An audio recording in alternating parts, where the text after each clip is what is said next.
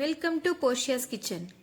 Hi friends, இன்னைக்கு கோவக்காய் 65 எப்படி பண்ணுறதுன்னு பார்க்கலாம்.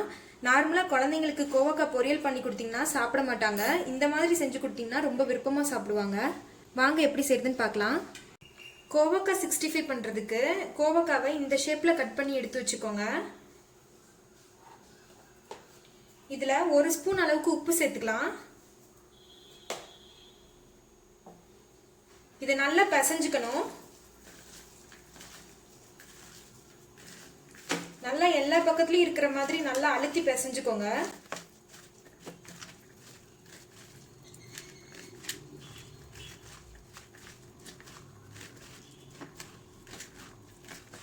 இந்த மாதிரி நொர நொறையா வரும். அது வர்ற அளவுக்கு நல்லா பிசைஞ்சுக்கோங்க. இது ஒரு 5 நிமிஷத்துக்கு அப்படியே வச்சிடலாம். ஒரு 5 நிமிஷம் போல ஆயிடுச்சு. தண்ணியை விட்டு அலசுங்க. எல்லா நுரையும் போற அளவுக்கு நம்ம அலசணும்.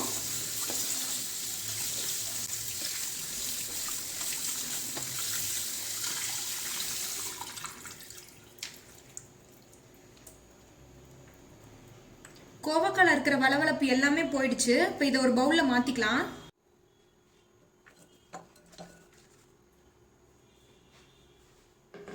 தேவையான அளவு மிளகாத்தூள் சேர்த்துக்கோங்க. கொஞ்சமா மஞ்சத்தூள், கொஞ்சமா உப்பு. நம்ம உப்பு போட்டு கழுவி இருக்கோம்ல, அதுலயே உப்பு கொஞ்சம் இருக்கும். அதனால கொஞ்சமா உப்பு சேர்த்துக்கோங்க. 2 டேபிள் ஸ்பூன் கார்ன்ஃபிளவர்,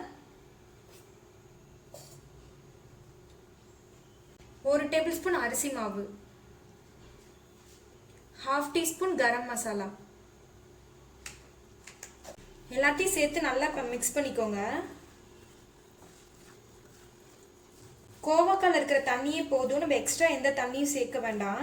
சேர்த்து நல்லா மிக்ஸ் பண்ணியாச்சு. இப்போ ஒரு கடாயில் ஆயில் ஹீட் பண்ணி வச்சுருக்கேன். நல்லா ஃபுல் ஃப்ளேமில் வச்சு நல்லா ஹீட் பண்ணிக்கோங்க. ஆயில் நல்லா ஹீட் ஆனதும் நம்ம எடுத்து வச்சிருக்கிற கோவக்காவை சேர்த்துக்கலாம்.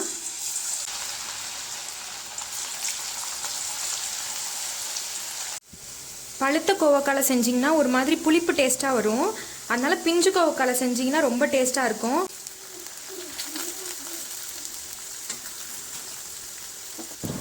ஃப்ரை பண்ணும்போது நல்லா ஃபுல் ஃப்ளேம்லேயே வச்சு ஃப்ரை பண்ணி எடுத்துக்கோங்க. இப்போ நம்ம கோவக்காய் நல்லா ஃப்ரை ஆயிடுச்சு. இப்போ இதை எடுத்துடலாம்.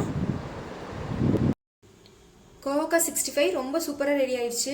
நீங்களும் இதே மாதிரியே செஞ்சு பாருங்க. என்னோட வீடியோஸ் உங்களுக்கு பிடிச்சிருந்தா லைக் பண்ணுங்க, ஷேர் பண்ணுங்க, சப்ஸ்கிரைப் பண்ணுங்க. தேங்க்ஸ் ஃபார் வாட்சிங்.